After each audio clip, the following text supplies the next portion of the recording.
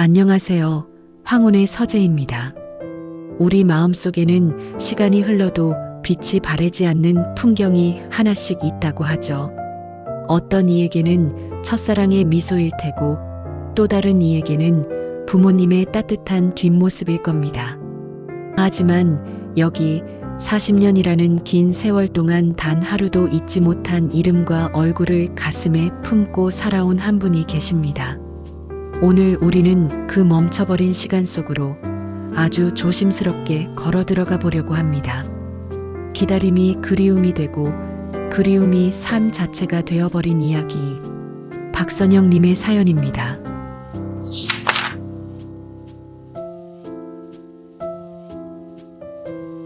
프롤로그. 꽃은 피고 시간은 멈추고 서울 강남의 반듯한 아파트. 햇살이 긴 오후를 그리며 거실 깊숙이 스며들고 있었습니다.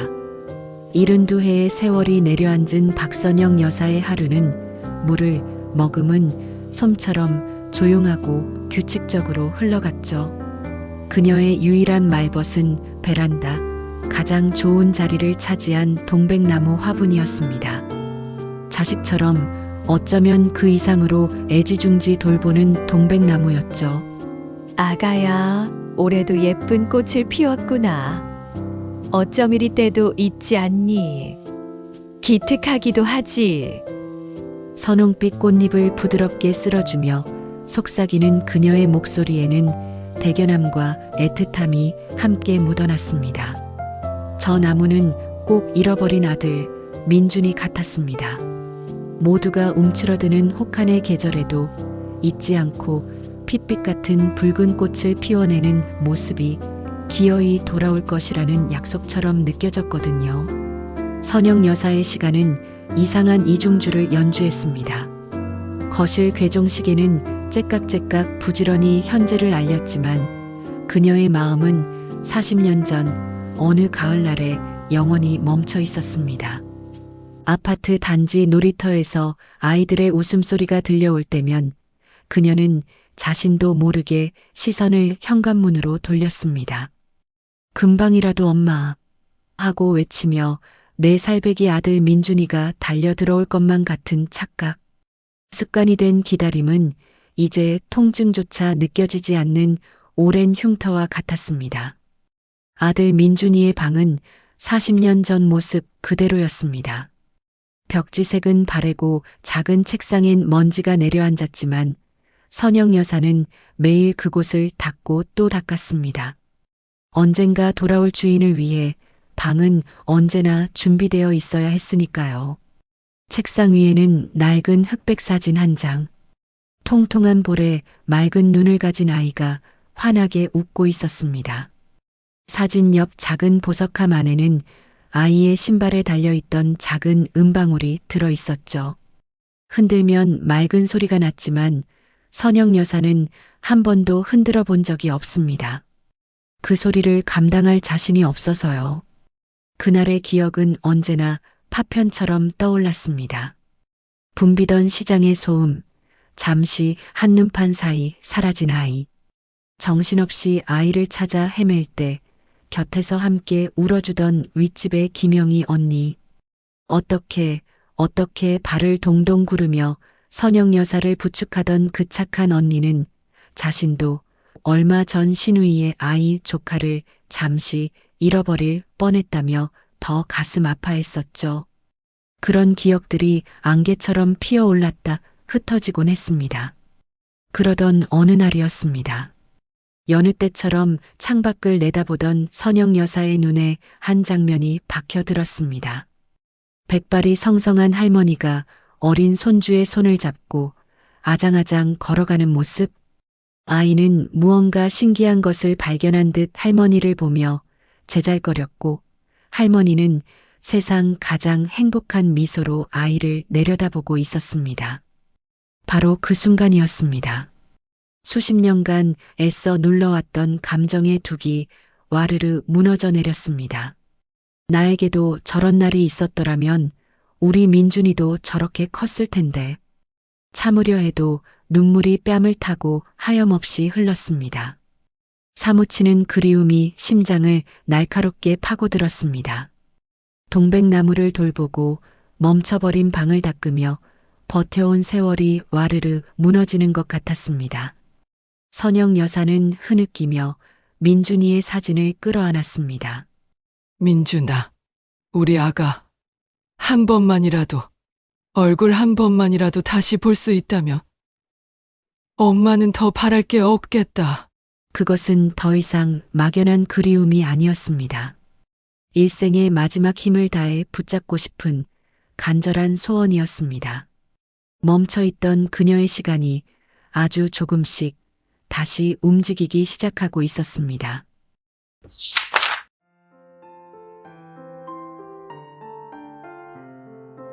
제1장 세상 밖으로 내디딘 한 걸음. 민준이의 사진을 끌어안고 한참을 울었던 그날 이후 박선영 여사의 조용한 일상에는 미세한 균열이 생겼습니다. 아침에 눈을 뜨면 천장 대신 창밖 하늘을 먼저 보게 되었고 동백나무에 물을 주면서도 마음은 다른 곳을 헤맸습니다. 40년 동안 단단하게 굳어있던 체념이라는 땅이 그녀가 흘린 눈물에 젖어 질척이기 시작한 것이죠. 이제 와서 뭘 할 수 있겠어? 라는 이성과 그래도 혹시나 하는 감정이 마음속에서 불안한 시소를 탔습니다. 변화는 소파 위에서 무심코 켜놓은 텔레비전 화면을 통해 찾아왔습니다. 오후의 햇살 속에서 꾸벅꾸벅 졸던 그녀의 귓가에 낯설지만 다정한 목소리 하나가 파고들었습니다. 당신의 잃어버린 시간을 저희가 함께 찾겠습니다. 화면에는 하얀 머리의 노인이 수십 년 만에 만난 동생을 끌어안고 오열하는 모습이 나오고 있었습니다. 실종 가족 찾기 유전자 등록 캠페인. 막연하게 들어는 봤지만 늘 자신과는 상관없는 다른 세상의 이야기라고만 여겼던 광고였죠. 하지만 그날은 달랐습니다. 포기하지 마세요. 아주 작은 가능성이라도 저희에게는 전부입니다. 라는 아나운서의 목소리가 마치 선영 여사 자신에게 건네는 말처럼 심장에 박혔습니다. 리모컨을 쥔 손이 미세하게 떨렸습니다. 꺼져가던 불씨에 누군가 바람을 불어넣은 듯 심장이 다시 뛰기 시작했습니다. 두려움이 먼저 고개를 들었습니다. 괜한 기대를 했다가 더 큰 상처만 받으면 어쩌지? 40년이야. 아이는 이제 쉰을 바라보는 중년일 텐데. 하지만 그 두려움 위로 며칠 전 보았던 할머니와 손주의 다정한 모습이 겹쳐졌습니다. 죽기 전에 단 한 번이라도 아들의 얼굴을 볼 수만 있다면, 그 주름진 얼굴이라도 어루만질 수만 있다면. 선영 여사는 자리에서 벌떡 일어났습니다. 망망대해로 나서는 작은 조각배 같은 심정이었지만 더는 항구에만 머물러 있을 수 없었습니다. 그녀는 장롱에서 가장 아끼던 외출복을 꺼내 입었습니다. 수화기를 들어 114의 문의에 실종 가족 지원센터의 번호를 물었고 떨리는 손으로 주소를 받아 적었습니다. 택시를 타고 가는 내내 창밖의 서울은 너무나 빠르고 무심하게 흘러갔습니다. 40년 전 아이를 잃어버렸던 그날의 서울과 별반 다르지 않게 느껴졌습니다. 수많은 사람과 차들 속에서 그녀는 여전히 외로운 섬이었습니다. 센터는 생각보다 조용하고 차분한 곳이었습니다. 그녀처럼 저마다의 그리움을 안고 찾아온 몇몇 사람들이 조용히 순서를 기다리고 있었죠. 벽에 붙은 다시 만난 가족들의 환한 사진들을 보며 선영 여사는 마른 입술을 적셨습니다. 잠시 후 한 직원이 그녀를 상담실로 안내했습니다. 어머님 오시느라 힘드셨죠? 어떤 사연으로 오셨는지 천천히 말씀해 주세요. 직원의 따뜻한 눈빛에 선영 여사는 본물 터지듯 40년 전 그날의 이야기를 쏟아냈습니다. 아이의 이름, 잃어버린 장소, 그리고 그날 아이가 입고 있던 옷과 신발에 달려있던 작은 은방울 이야기까지. 직원은 그녀의 이야기를 하나도 놓치지 않고 꼼꼼하게 기록했습니다. 모든 서류 작성이 끝나고 유전자 채취를 위해 입안을 면봉으로 가볍게 닦아내는 과정은 놀라울 만큼 간단했습니다. 이 간단한 절차에 평생의 한이 담겨 있다는 사실이 어쩐지 허무하면서도 한편으론 신락 같은 희망을 주었습니다. 센터를 나서는 선영 여사의 발걸음은 올 때와는 사뭇 달랐습니다. 하늘은 여전히 잿빛이었지만 그녀의 마음에는 아주 작고 희미한 무지개가 떠오르고 있었습니다. 무언가를 해냈다는 안도감, 그리고 이제부터는 정말 기다릴 이유가 생겼다는 작은 설렘. 그녀는 집으로 돌아가 가장 먼저 동백나무에 물을 주어야겠다고 생각했습니다. 그 약속의 나무에게 엄마가 오늘 아주 큰 용기를 냈다고 이야기해주고 싶었습니다.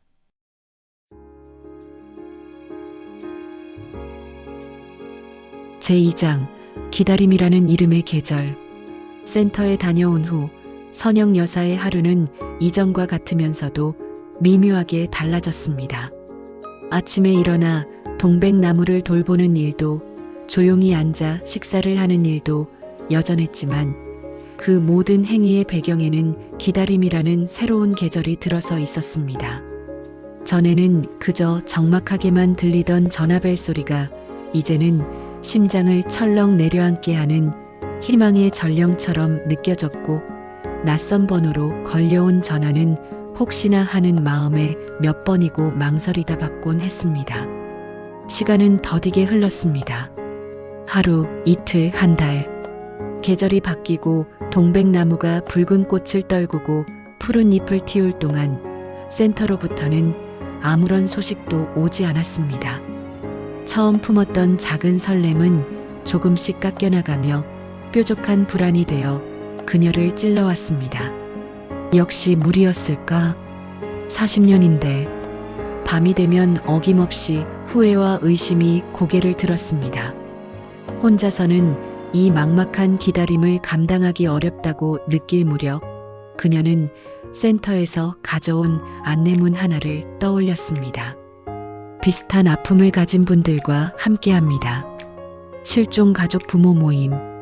낯선 사람들 앞에서 자신의 가장 큰 상처를 드러내야 한다는 것이 두려웠지만 이대로 주저앉을 수는 없다는 생각에 용기를 내었습니다.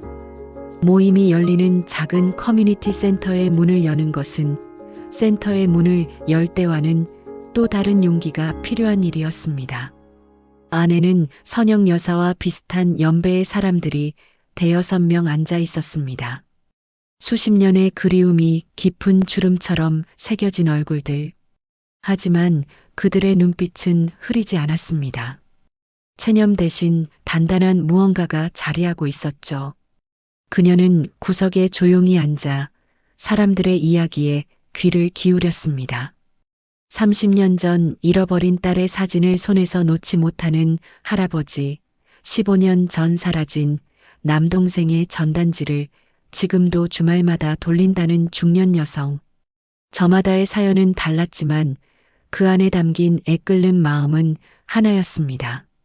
선영 여사는 그들의 이야기를 들으며 거대한 슬픔의 바다에 떠 있는 것이 자신 혼자만이 아니라는 사실에 작은 위안을 얻었습니다. 한참을 듣고만 있던 그녀에게 모임을 이끄는 한 분이 부드럽게 말을 건넸습니다. 어머님, 한번 이야기해 보시겠어요? 억지로 안 하셔도 괜찮아요. 그냥 우리 아들, 우리 딸 이름 한번 불러주는 것만으로도 힘이 될 때가 있거든요. 그 말에 선영 여사는 자기도 모르게 입을 열었습니다. 민준이, 우리 아들 이름은 민준이에요. 이름을 입 밖으로 내는 순간 뜨거운 것이 목구멍을 타고 올라왔습니다. 40년간 가슴 속에서만 불렀던 이름.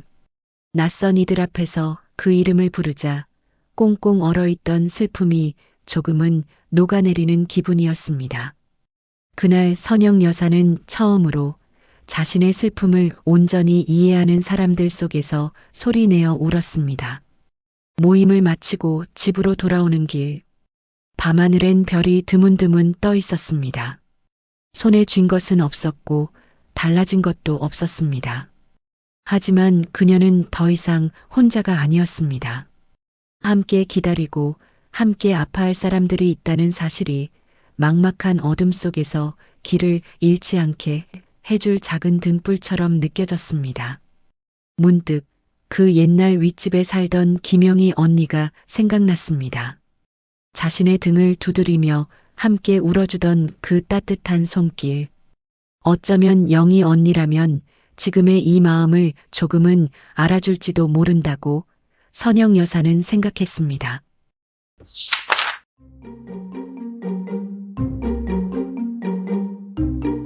제3장 온기 어린 목소리, 낯설어진 풍경. 그날 이후 선영 여사는 모임에 꾸준히 나갔습니다. 함께하는 이들이 있다는 사실만으로도 큰 위로가 되었지만 마음 한편의 허전함은 어쩔 수 없었습니다. 모임에서 돌아와 텅 빈 아파트의 현관문을 열 때면 현실의 무게가 새삼 그녀를 짓눌렀죠. 그녀에게는 조금 더 사적인 온전한 내 편이 되어줄 위로가 필요했습니다. 며칠을 망설이다 그녀는 먼지 쌓인 서랍장에서 낡은 전화번호부를 꺼내 들었습니다. 손때 묻은 종이를 한 장 한 장 넘겨 찾아낸 이름 김영희. 40년 전 아이를 잃고 실성한 사람처럼 헤매던 자신을 친언니처럼 돌봐주었던 윗집 언니였습니다. 이사를 가고 연락이 뜸해진 지 오래. 수화기를 든 손이 떨렸습니다. 이 새벽에 이 낯선 번호의 주인이 과연 그 언니가 맞을까? 긴 통화 연결음 끝에 잠긴 듯한 목소리가 들려왔습니다. 여보세요. 저 언니, 나 선영이에요. 민준이 엄마. 순간 수화기 너머로 침묵이 흘렀습니다. 이내 아 하는 탄성과 함께 반가움과 놀라움이 뒤섞인 목소리가 터져나왔습니다. 세상에, 선영이? 이게 몇 년 만이야? 잘 지냈어? 목소리는 그대로네. 오랜 세월을 뛰어넘은 두 사람의 대화는 밤늦도록 이어졌습니다. 그간의 안부를 묻고 자식들 이야기를 나누다 선영 여사는 조심스럽게 유전자 등록을 한 사실을 털어놓았습니다. 수화기 너머의 영희 씨는 자기 일처럼 안타까워하며 선영 여사의 용기를 칭찬했습니다. 잘했다. 선영아, 정말 잘했어. 사람이 한평생 가슴에 한을 품고 살면 병이 되는 법이야. 꼭 좋은 소식이 있을 거다. 내가 기도할게. 따뜻한 위로에 선영 여사는 또 한 번 눈시울이 붉어졌습니다. 영희 씨는 그날의 일을 회상하며 말했습니다. 그때 생각하면 지금도 가슴이 철렁한다.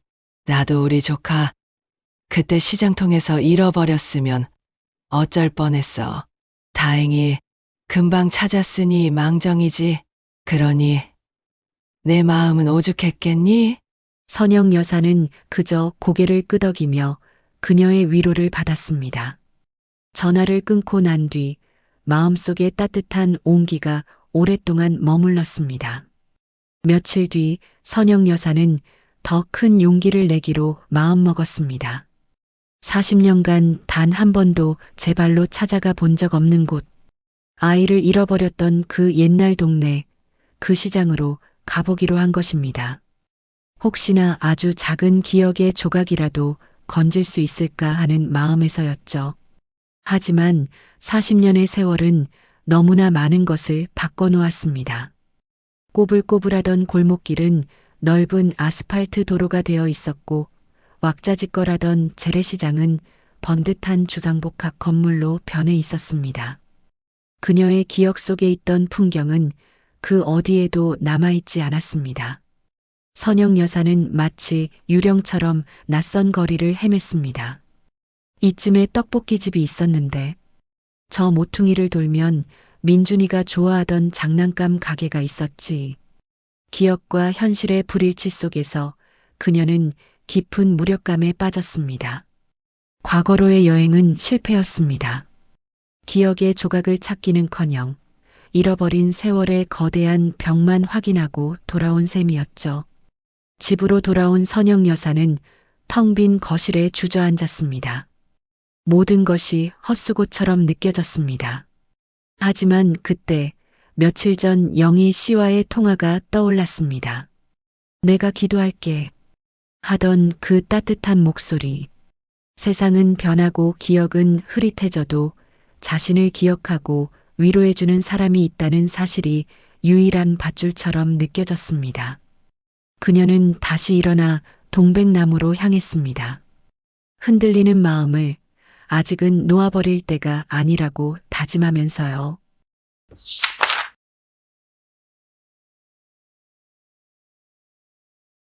제4장 가장 눈부신 절망. 기다림이라는 계절에도 서서히 익숙해질 무렵이었습니다.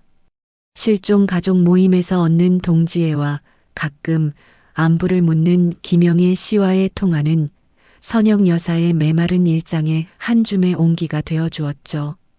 희망은 더 이상 그녀를 조급하게 만들지 않았고 그저 동백나무처럼 제 계절이 오면 묵묵히 피어날 것이라 믿게 되었습니다. 그렇게 모든 것이 다시 잔잔한 수면 아래로 가라앉는 듯한 어느 오후였습니다.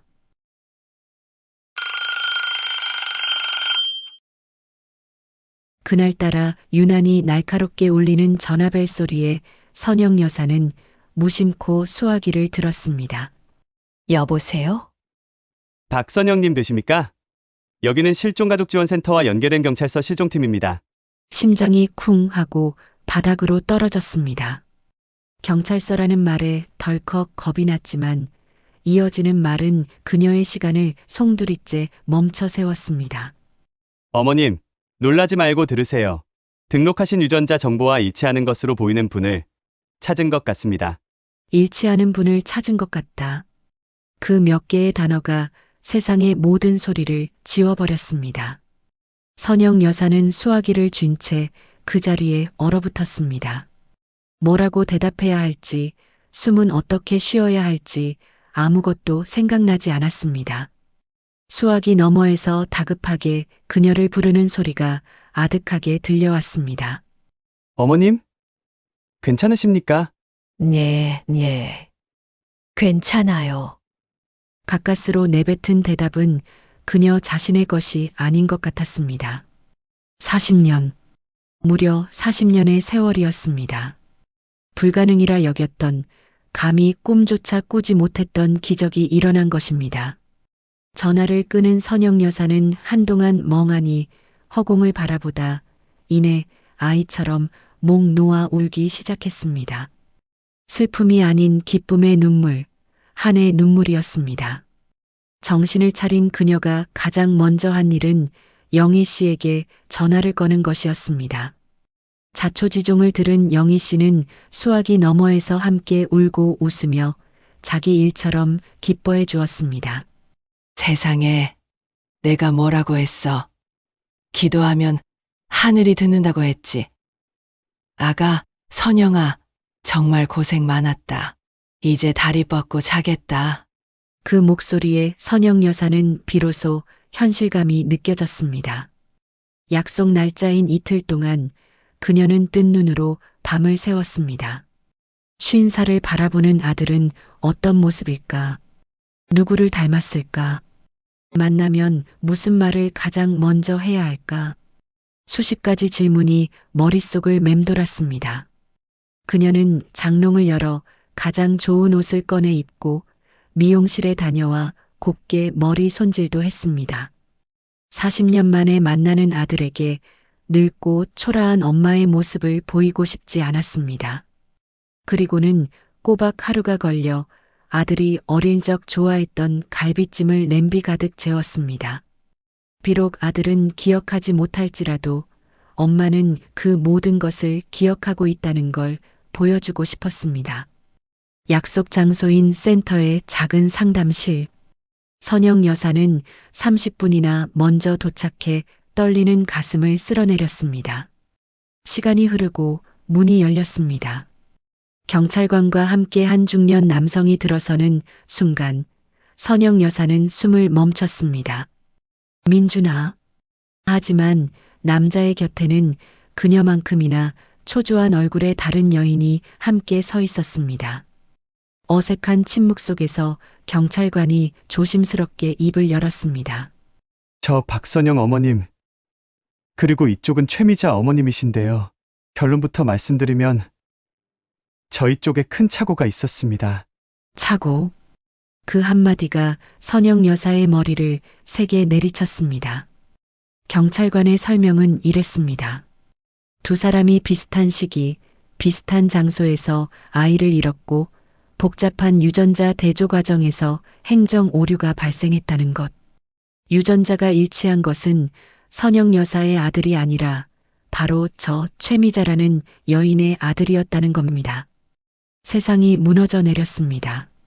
눈앞이 캄캄해지고 아무 소리도 들리지 않았습니다. 40년 만에 찾아온 기적은 잔인한 신기루였습니다. 눈앞에 저 여인은 잃어버린 아들을 찾았지만 자신은 다시 홀로 남겨졌습니다. 기쁨의 최고점에서 선영 여사는 절망의 가장 깊은 나락으로 곤두박질 쳤습니다. 상담실을 어떻게 걸어 나왔는지, 어떻게 집까지 돌아왔는지 아무것도 기억나지 않았습니다. 그녀는 싸늘하게 식어버린 갈비찜 냄비가 놓인 식탁 앞에 주저앉았습니다. 40년 전 그날처럼 세상에 또다시 혼자 버려졌습니다.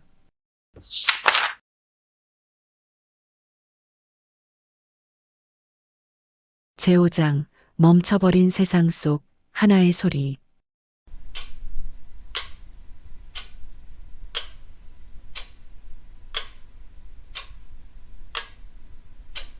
희망은 고문이었다. 40년간 잿더미 속에 묻혀있던 불씨를 굳이 살려내 활활 타오르게 한 뒤 한겨울의 찬물로 꺼버리는 잔인한 고문. 박선영 여사의 세상은 그날 이후 완벽히 멈춰섰습니다. 그녀는 먹지도 자지도 않았습니다. 세상과 통하는 모든 문을 닫아 걸었죠. 실종 가족 모임의 동료들에게서 그리고 김영애 씨에게서 걸려오는 전화도 받지 않았습니다. 수화기를 아예 내려놓았으니까요. 한때 유일한 말벗이었던 동백나무는 물을 주지 않아 잎사귀부터 시들어가기 시작했습니다. 마치 주인의 마음을 따라가는 것 같았죠. 그녀는 이제 아무것도 돌볼 힘이 없었습니다. 희망을 품었던 대가는 너무나도 혹독했습니다. 지난 40년의 세월보다 희망을 품었던 지난 몇 달이 그녀를 더 늙고 병들게 했습니다. 며칠을 시체처럼 누워있던 그녀는 어느 날 새벽녘에 유령처럼 몸을 일으켰습니다. 결심이 선 얼굴이었습니다. 이제 이 지긋지긋한 기다림을 끝내야 할 시간. 민준이를 그리고 민준이를 기다렸던 자신을 놓아주어야 할 시간이었습니다. 그녀는 비틀거리며 민준이의 방으로 향했습니다. 언제나 성역처럼 여기던 깨끗하게 닦고 정돈하던 그 방. 이제는 차갑고 어두운 무덤처럼 느껴졌습니다. 그녀는 방 한구석의 상자를 열어 아이가 입던 베네 저고리부터 작은 양말까지 차곡차곡 담기 시작했습니다. 눈물은 나지 않았습니다. 모든 감정이 소진된 텅 빈 껍데기만 남아 기계적으로 손을 움직일 뿐이었습니다. 민준아, 엄마가 이제 그만할게. 너도 이제 좋은 곳으로 가려무나. 엄마도 곧 따라갈 테니. 하나씩 하나씩 40년의 그리움이 상자 속으로 사라져갔습니다. 그리고 마침내 마지막 하나가 남았습니다. 책상 위 낡은 흑백 사진 옆에 놓인 작은 보석함. 그 안에는 아들의 아기 신발에 달려있던 작은 은방울이 들어 있었습니다. 그녀는 차마 소리를 듣는 것이 두려워 한 번도 흔들어 본 적 없던 아들의 마지막 흔적이었습니다. 이것도 이제 끝이다. 선영 여사는 보석함을 열어 은방울을 집어들었습니다. 차가운 금속의 감촉. 그녀는 마지막 인사를 하듯 그것을 손바닥에 올려놓고 가만히 흔들었습니다.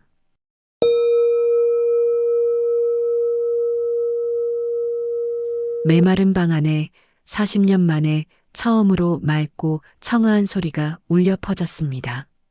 바로 그 순간이었습니다. 잊고 있던 혹은 뇌리에 봉인되어 있던 그날의 풍경이 전기에 감전된 것처럼 생생하게 되살아났습니다. 왁자지껄한 시장의 소음, 뜨거운 호떡 냄새, 그리고 사람들 틈에서 민준이의 작은 손을 잡고 있던 자신의 모습. 그때 웃으며 다가오던 윗집의 영희 언니. 그녀가 허리를 숙여 민준이의 신발을 보며 말했습니다. 어머, 이 방울 예쁘네. 딸랑딸랑 소리도 곱다. 우리 조카 신발에도 이런 거 하나 달아줄걸. 영희 언니의 목소리. 언제나 자신을 위로해주던 그 다정한 목소리와는 다른 부러움이 섞인 생생한 그날의 목소리였습니다. 그 기억은 아이를 잃어버린 후 나도 조카를 잃어버릴 뻔했다며 울어주던 그녀의 모습과 어딘가 모르게 어긋나 있었습니다. 왜 이 기억을 지금까지 잊고 있었을까? 아주 사소하지만 분명한 위화감. 선영 여사는 멍하니 자신의 손바닥에 놓인 은방울을 내려다보았습니다. 딸랑 마이너스. 귓가에는 방울 소리가 아니었습니다. 40년 전 영희 언니의 목소리가 끝없이 되풀이되고 있었습니다. 굳게 닫혔던 절망의 문에 아주 가느다란 균열이 생겨나고 있었습니다.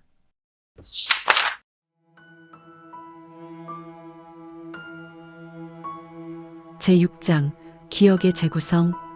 딸랑 마이너스. 은방울 소리 하나가 40년의 세월을 꿰뚫고 날아와 박선영 여사의 귓가에 박혔다. 아니, 귓가가 아니었다. 그것은 잠들어 있던 뇌의 가장 깊은 곳을 후려치는 소리였다. 우리 조카 신발에도 이런 거 하나 달아줄걸. 그녀는 꼼짝 않고 앉아 먼지 쌓인 방 안에서 수백, 수천 번 그날의 기억을 되감았다. 아이를 잃어버리고 넋이 나간 자신을 부축하던 김영희의 얼굴, 눈물을 뚝뚝 흘리며 나도 조카를 잃어버릴 뻔했다며 함께 가슴 아파하던 그녀의 목소리. 지난 40년간 그 기억은 의심의 여지 없이 따뜻한 위로와 연대의 상징이었다. 하지만 방금 떠오른 기억의 파편은 정교하게 맞춰진 퍼즐에 들어간 이질적인 조각처럼 모든 것을 삐걱거리게 만들었다. 선하고 다정한 위로자였던 김영희. 그날 그녀는 단순한 위로자가 아니었다. 민준이가 사라지기 직전 바로 그 자리에 함께 있었던 목격자였다. 민준이의 신발에 달린 은방울을 정확히 인지하고 있었던 사람이었다. 왜 언니는 그 이야기를 한 번도 하지 않았을까? 자신도 조카를 잃어버릴 뻔했다면서 왜 그 장소가 바로 그 시장이었다는 말은 쏙 빼놓았을까? 꼬리에 꼬리를 무는 의문들이 절망으로 마비되었던 그녀의 뇌세포를 깨우기 시작했다. 지난 40년간 슬픔이라는 두꺼운 필터에 가려져 있던 과거가 전혀 다른 색채와 질감으로 재구성되고 있었다. 그것은 더 이상 운명의 장난이나 불운이 아니었다. 어쩌면 아주 오랫동안 교묘하게 가려져 있던 진실의 조각일지도 모른다는 생각이 들었다. 그 생각은 선영 여사를 자리에서 일으켜 세웠다. 생존 본능과도 같은 힘이었다. 그녀는 비틀거리며 거실로 나와 굳게 닫혀있던 커튼을 활짝 열어젖혔다. 며칠 만에 쏟아져 들어온 햇살에 눈이 부셨지만 그녀는 피하지 않았다. 그리고는 곧 죽을 것처럼 시들어 있던 동백나무 화분으로 다가가 조심스럽게 물을 주기 시작했다. 아직 살아있는 뿌리가 있었다. 아직 끝이 아니었다. 마음속에서 거대한 폭풍이 몰아치고 있었지만 그녀는 놀라울 만큼 침착해졌다. 섣부른 분노나 절망은 사치였다. 지금 필요한 것은 확인이었다. 그녀는 며칠간 내려놓았던 수화기를 들었다. 그리고 익숙한 번호를 눌렀다. 신호음이 몇 번 울리고 여전히 다정한 영희 씨의 목소리가 들려왔다. 어머, 선영이 괜찮은 거야? 며칠 내내 전화를 안 받아서 얼마나 걱정했는지 몰라. 응, 언니. 나 괜찮아. 그냥 몸이 좀 안 좋아서 누워만 있었어. 걱정시켜서 미안해. 선영 여사는 최대한 아무렇지 않은 목소리로 말했다. 심장이 터질 것처럼 뛰었지만 들키지 않아야 했다. 잠시 안부를 묻던 그녀는 마치 문득 생각났다는 듯이 말을 꺼냈다. 언니, 그냥 옛날 생각이 나서 그러는데. 언니 조카분은 지금 잘 지내셔. 이름이 서진이라고 했나? 아, 우리 서진이? 그럼 잘 지내지. 아주 든든한 아들이야. 벌써 애가 둘인걸. 영애 씨의 목소리는 평온했다. 하지만 선영 여사는 여기서 멈추지 않았다. 다행이다. 문득 그 생각이 나네. 옛날에 언니가 시장에서 조카 잃어버릴 뻔해서 얼마나 놀랐다고 그랬잖아. 그때 생각하면 지금도 아찔해. 이것은 덫이었다. 그녀의 기억과 영애 씨의 기억을 대조해보는 마지막 시험이었다. 수화기 너머로 아주 짧은 그러나 천년처럼 느껴지는 침묵이 흘렀다. 잠시 후 영희 씨가 조금 당황한 듯한 목소리로 되물었다. 내가? 시장에서 서진이를 잃어버릴 뻔했다고? 그 순간 선영 여사는 온몸의 피가 차갑게 식는 것을 느꼈다. 40년간의 믿음이 산산조각 나는 소리가 들렸다. 그것은 확신이었다. 그녀는 조용히 전화를 끊었다. 손에 든 은방울이 차가웠다. 이제 남은 것은 단 하나. 진실과의 대면뿐이었다.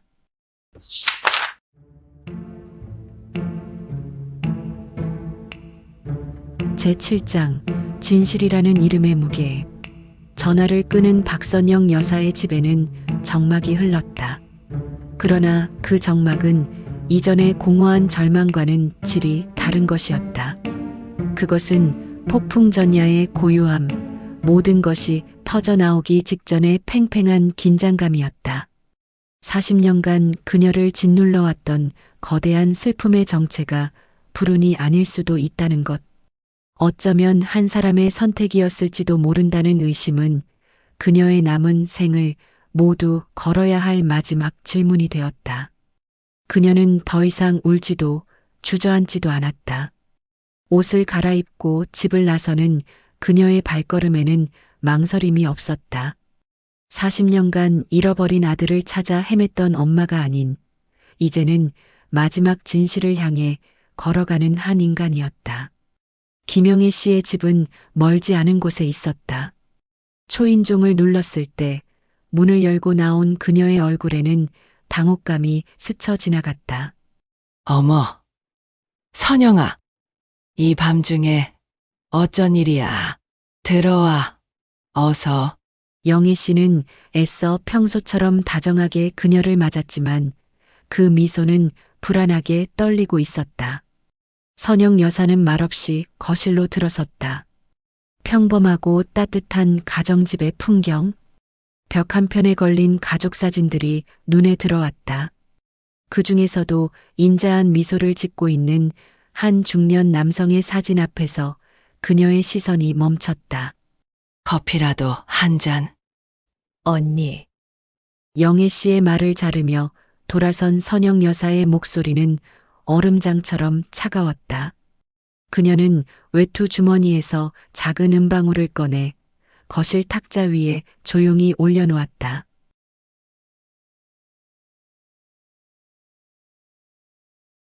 작은 금속성 소리가 유난히 크게 울렸다. 언니, 이 방울 기억나? 그 순간 김영애 씨의 얼굴이 하얗게 질려갔다. 40년간 애써 쌓아 올린 평온의 둑이 저 작고 낡은 은방울 하나에 무너져 내리고 있었다. 그녀의 입술이 파르르 떨리더니 이내 와르르 주저앉으며 오열하기 시작했다. 변명도 부정도 아니었다. 그것은 너무나 오랫동안 갇혀있던 진실의 비명이었다. 선영아, 아가, 내가 죽일 년이야. 내가 너한테 평생 씻을 수 없는 죄를 지었어. 울음과 함께 터져나온 40년 전의 진실은 아기가 아닌 너무나 인간적인 공포와 나약함으로 얼룩져 있었다. 그날 붐비던 시장, 영애 씨 역시 신우이의 아들, 즉 조카의 손을 잡고 있었다. 잠시 떡을 사는 사이 아이들이 섞였고 정신을 차렸을 때 그녀는 울고 있는 아이의 손을 다급하게 잡아 끌었다. 자신의 조카라고 한치의 의심도 하지 않았다. 문제는 집에 도착해서야 발생했다. 아이의 신발에 달린 자신이 본 적 없는 은방울. 그리고 아이가 울며 엄마를 찾는데 그 엄마가 자신이 아니라는 끔찍한 사실. 공포가 그녀를 덮쳤다. 당장이라도 시장으로 달려가 아이를 찾아야 했지만 엄격한 신우이의 얼굴과 남편의 얼굴이 떠올랐다. 그 비난과 책망을 감당할 자신이 없었다. 그 순간의 비겁함이 돌이킬 수 없는 40년의 세월을 만들어버렸다. 그녀는 그 아이에게 서진이라는 새 이름을 주고 자신의 조카인 것처럼 키웠다. 선영의 곁에서 더 살갑게 위로했던 것은 죄책감을 조금이라도 덜어보려는 가련한 자기기만이었다. 선영 여사는 숨을 쉴 수가 없었다. 평생의 은인이자 위로자였던 사람이 실은 자신의 삶을 송두리째 앗아간 장본인이었다는 사실. 분노와 배신감에 온몸이 떨렸지만 바닥에 엎드려 용서를 비는 백발의 노인을 보니 차마 소리를 지를 수도 없었다. 그녀는 그저 떨리는 손으로 벽에 걸린 사진을 가리켰다. 저 사람이 아들이야? 영희 씨는 고개를 들지 못한 채 울며 고개를 끄덕였다. 선영 여사는 그 사진 속으로 빨려 들어갈 듯 뚫어지게 바라보았다. 40년 만에 처음으로 마주한 아들의 얼굴. 자신을 전혀 모른 채 다른 사람의 아들로 살아온 남자가 그곳에서 낯설게 웃고 있었다.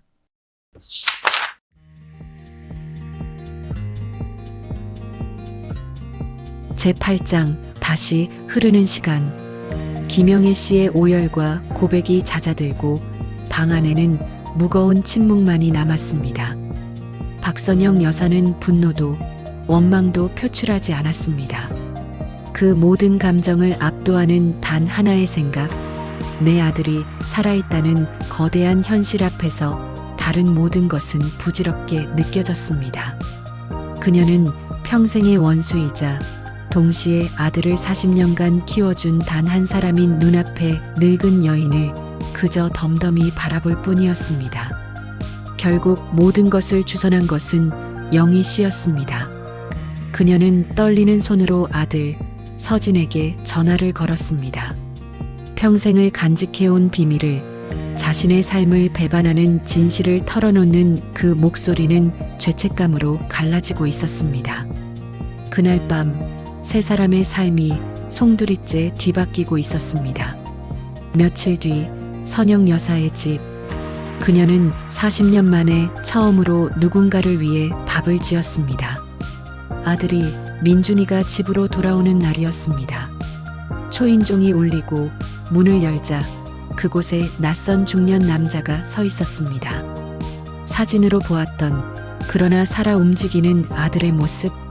선영 여사는 아들의 얼굴에서 남편의 젊은 시절을 보았고 자신의 눈매를 보았습니다. 40년의 세월이 그 얼굴에 빼곡히 들어차 있었습니다. 민준아. 평생 가슴속으로만 불렀던 이름을 내뱉자 아들의 눈시울이 붉어졌습니다. 그는 자신의 모든 것이라 믿었던 삶이 흔들리는 혼란 속에서도 자기 앞에 앞에 선 작고 늙은 여인이 자신을 평생 그리워한 어머니라는 사실을 온몸으로 느끼고 있었습니다.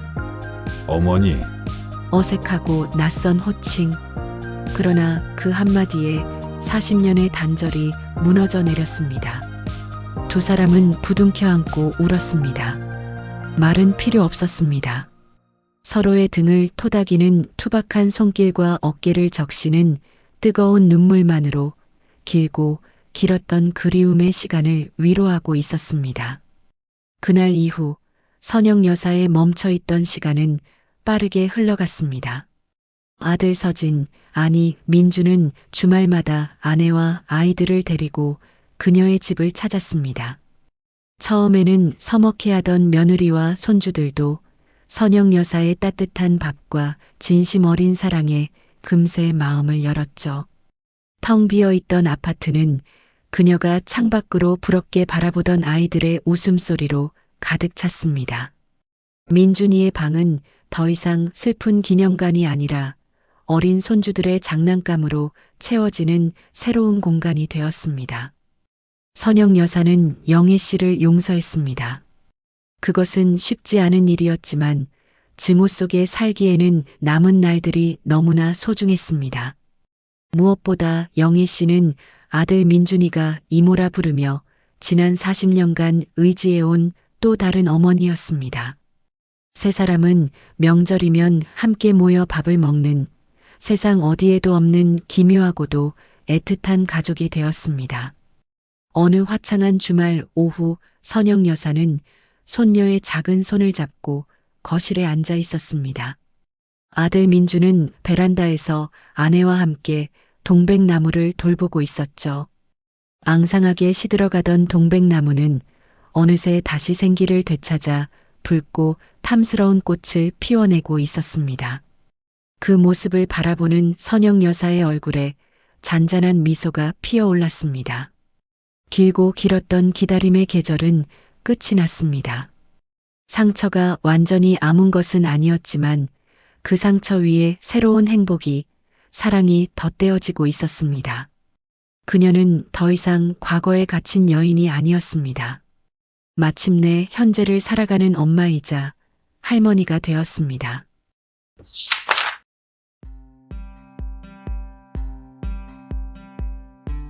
네, 박선영님의 사연 함께 들으셨습니다.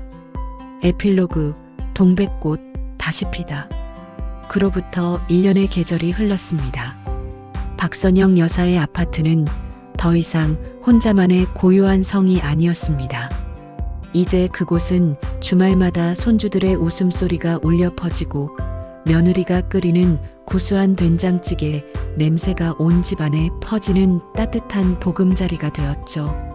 어느 일요일 오후 선영 여사는 5살배기 손녀의 손을 잡고 베란다에 서 있었습니다. 작고 하얀 손가락이 가리킨 곳은 한겨울에도 아랑곳 없이 붉은 꽃망울을 터뜨린 동백나무였습니다. 할머니, 꽃이 또 폈어요. 예쁘다. 그렇지. 우리 강아지가 예쁜 마음으로 돌봐줘서 그런가 보다. 선영 여사는 웃으며 아이의 머리를 쓰다듬었습니다. 한때 저 동백꽃은 그녀에게 처절한 기다림이자 희망의 독백이었습니다.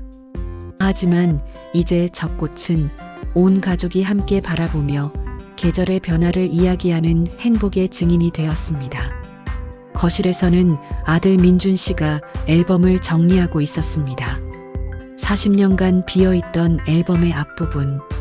그곳에 이제는 빛바랜 흑백아기 사진과 바로 옆에 나란히 쉰을 바라보는 아들과 며느리, 손주들과 함께 찍은 오늘의 사진이 채워지고 있었습니다. 길고 긴 공백은 그렇게 새로운 추억으로 메워지고 있었습니다. 그때 선영 여사는 문득 무언가 생각난 듯 민준 씨의 옛방으로 들어갔습니다. 그녀는 오랫동안 열지 않았던 작은 보석함을 꺼내왔습니다. 그 안에는 여전히 맑은 빛을 내는 작은 은방울이 들어 있었죠. 그녀는 거실로 돌아와 소파에 앉아 있는 민준 씨의 손에 은방울을 조심스럽게 올려놓았습니다. 아들아, 이건 내 것이었다. 민준 씨는 잠시 은방울을 말없이 내려다보았습니다. 자신의 인생을 송두리째 바꿔놓은 이 작은 물건. 그 안에는 어머니의 40년 그리움과 자신을 길러준 이모의 40년 죄책감이 함께 담겨 있었습니다. 그는 은방울을 조용히 다시 어머니의 손에 쥐어주며 말했습니다. 어머니, 이건 이제 어머니 것이에요. 그리고 제 아이들에게 물려주세요. 할머니가 아빠를 얼마나 사랑했는지 알려주는 증표라고 하면서요. 그날 저녁 선영 여사는 손녀의 새 운동화 끈에 은방울을 직접 달아주었습니다. 딸랑딸랑. 40년 전 상실과 슬픔의 전주곡이었던 그 소리는 이제 새로운 세대의 앞날을 축복하는 밝고 경쾌한 노랫소리가 되어 거실을 가득 채웠습니다. 선영 여사는 그 소리를 들으며 비로소 길고 길었던 지난 세월과 온전히 화해하고 있음을 느꼈습니다. 다음 날을 살아갈 용기는 바로 저렇게 평범하고 따뜻한 오늘 속에 있었습니다.